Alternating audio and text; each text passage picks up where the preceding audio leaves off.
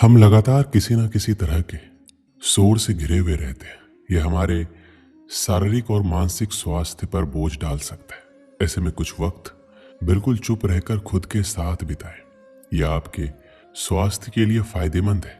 क्या हम हर समय शोर शराबे के बीच नहीं रहते? लगातार लोगों की बकबक, बाहर गाड़ियों का शोर, तेज म्यूजिक की आवाज, यह सब हमारे तनाव का कारण है और हमारी नींद को बाधित करते हैं। मगर क्या हम कुछ देर के लिए इन सब से दूर नहीं रह सकते? जी हाँ, हम खुद के साथ वक्त बिताकर और कुछ देर सिर्फ अपने विचारों के साथ शांति का आनंद ले सकते हैं। इंसान के सभी दुखों का कारण बोलना ही है, क्योंकि आवश्यकता से अधिक बोलना ही दुखों का कारण बनता है। इसलिए कम बोले, सटीक बोले, मधुर बोले और सबसे जरूरी जितनी आवश्यकता हो उतना ही बोले। वाणी या बोलना ही नहीं बल्कि मौन में भी शक्ति होती है। यही कारण है कि धर्मों में मौन को बहुत महत्व दिया गया है।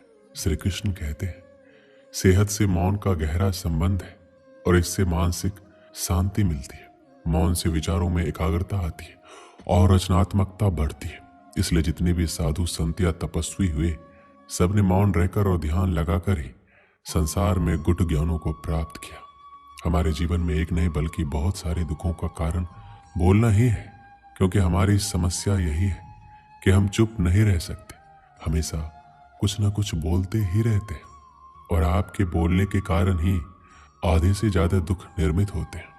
परिवार में कलह कलेश का कारण भी हमारा बोलना ही होता है। आप जितनी भूख उतना भोजन खाते हैं, जितनी जरूरत उतना कार्य करते हैं, लेकिन क्या आपने कभी इस बारे में सोचा है कि आप कितना बोलते हैं? क्या आप उतना ही बोलते हैं जितनी आवश्यकता है, या अनावश्यक ही सारे दिन बोलते हैं? इस बारे में अकेले कभी बैठकर जरूर सोचिए कि आज आपने दिन भर में कितना बोला, क्या बोला और सबसे जरूरी क्यों बोला। इनमें से कितनी बातें जरूरी थी, कितनी अनावश्यक। मनुष्य की प्रवृत्ति ऐसी है कि अपने मन में चल रही बातों को दूसरों को सुनाना चाहता है और दूसरा भी आपके साथ ठीक वही काम करता है। ये बातें किसी अन्य या तीसरे व्यक्ति से संबंधित हो तो सुनने सुनाने का काम और दिलचस्पी से होता है। आप फिर जब कभी बैठते हैं तो इन बातों को फिर से दोहराया जाएगा और फिर इन्हीं बातों पर विचार करेंगे। ये सुनने सुनाने का माहौल जीवन भर चलता रहता है और इस तरह से आप खो देते हैं अपना समय, अपना जीवन, अपनी सोच समझ और वो कीमती पल जिसमें जिया जा सकता है, जिसमें आनंद प्राप्त किया जा सकता है। इसलिए इस सुनने सुनाने के माहौल से बाहर निकलिए। जब तक हम बाहर की ओर बोलते रहेंगे, हमारे भीतर अशांति रहेगी। जिस दिन हम मन से चुप हो जाएंगे, तब बाहर हमारे मुख से कुछ भी निकले, हम शांत ही रहेंगे। दुनिया में जितनी बुराइयां हैं, परिवार में कलेश है, पति पत्नी में विवाद है, सब बोलने के कारण ही होते हैं। हम चुप रहना नहीं चाहते, हमेशा सुना देना चाहते हैं, लेकिन व्यर्थ का बोलना ऊर्जा का नष्ट होना है। इसलिए जितने भी बुद्धत्व साधु और संत हुए, वे एकांत की ओर गए, क्योंकि उन्हें अधिक बोलना ना पड़े और अधिक सुनना ना पड़े। लेकिन आप इस संसार में रहकर भी एकांत रह सकते हैं। इसके लिए आपको उन ऊर्जाओं को बचाना होगा जिसे आप व्यर्थ के शब्दों में नष्ट कर देते हैं। इसलिए उतना ही बोले जितना जरूरी हो। आप सभी ने जीवन में कहावत तो सुनी ही होगी, एक चुप 100 को हराए, एक चुप 100 को दुख दे जाए। इसलिए हम कई बार चुप रहते हैं, मौन रह जाते हैं, क्योंकि यह सच भी है कि एक मूर्ख व्यक्ति के सामने मौन रहने से अच्छा उत्तर और कुछ भी नहीं हो सकता। परंतु जीवन में सदैव चुप रहना उचित नहीं होता। गीता में कहा गया है, जहां पाप का बल बढ़ रहा हो, जहां छल कपट हो रहा हो, वहां पर मौन रहने से अधिक गंभीर अपराध और कुछ नहीं हो सकता।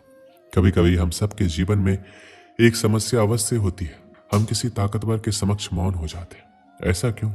प्रायः उसकी ताकत से बचने के लिए हम मौन रह जाते हैं। मानते हैं कि ऐसा करने से हम एक विवाद से बच जाते हैं, हो सकता है एक संघर्ष से भी बच जाते हैं, परंतु ऐसा बचाव देर सवेर एक बड़े संघर्ष को जन्म दे देता है। हमारा मौन रहना अनजाने में उस व्यक्ति का समर्थन बन जाता है और वह अपने आप को और अधिक शक्तिशाली अनुभव करने लगता है। यहीं से हमारा दमन प्रारंभ हो जाता है। एक के बाद एक हम अन्याय में अनचाहे रूप से सम्मिलित होते चले जाते हैं, जो आगे चलकर बड़े टकराव का कारण बनता है। तो फिर आप लोग कहेंगे कि इसका तोड़ क्या है? यह समझने के लिए ये जानना आवश्यक है कि ऐसी कौन सी बात है जो विरोध करने से रोकती है।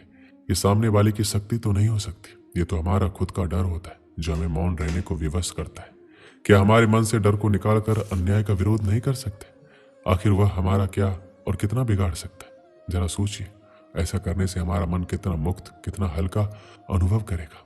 इतिहास साक्षी है कि पापियों की उदंडता ने संसार को उतनी हानि नहीं पहुंचाई जितनी कि सज्जनों के मौन ने पहुंचाई। यदि कोई मूर्ख बोल रहा है तो मौन रहना उचित है, परंतु यदि कहीं छल हो रहा है, अपराध हो रहा है, तो उठिए और विरोध कीजिए, क्योंकि आपके लिए ना सही आने वाली पीढ़ी के लिए ये मौन घातक सिद्ध हो सकता है। श्री कृष्ण ने कहा है कि इन 5 जगह पर हमेशा चुप रहना चाहिए। जब कोई आदमी आपके सामने किसी तीसरे आदमी की बुराई कर रहा हो, तब तुम्हें चुप रहकर बस सुनना चाहिए, अपनी राय व्यक्त नहीं करनी चाहिए, क्योंकि जो आज आपके सामने किसी तीसरे की बुराई कर रहा है वह कल किसी और के सामने आपकी बुराई भी कर सकता है। यदि आपने कुछ कहा हो तो, यदि आपको किसी घटना या किसी विषय पर अधूरी जानकारी है तो चुप रहना ही उत्तम है, क्योंकि अधूरा ज्ञान बड़ा घातक होता है और यह आपको हंसी का पात्र भी बना सकता है और या किसी मुसीबत में भी डाल सकता है।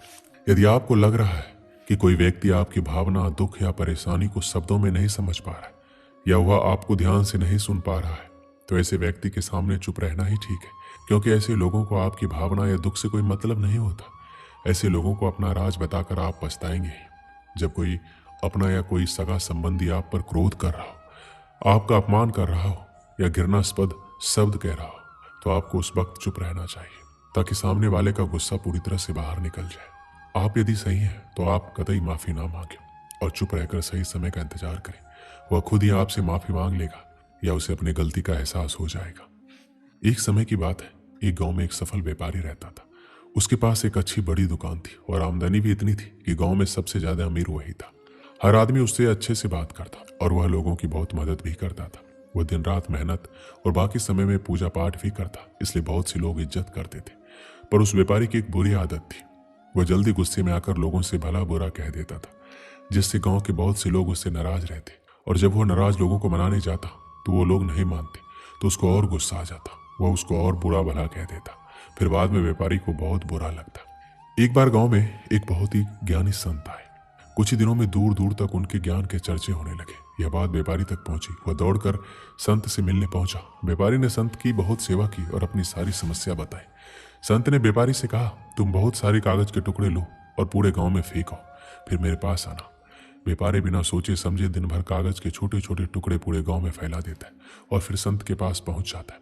संत उस व्यापारी से कहते हैं, तुम्हारी समस्या का समाधान मिल गया, बस तुमको एक काम करना है। तुम जाकर उन सभी कागज के टुकड़ों को इकट्ठा करके यहाँ ले आओ। अपनी समस्या का समाधान पाकर व्यापारी बिना कुछ सोचे समझे उन कागज के टुकड़ों को इकट्ठा करने पहुंच जाता है।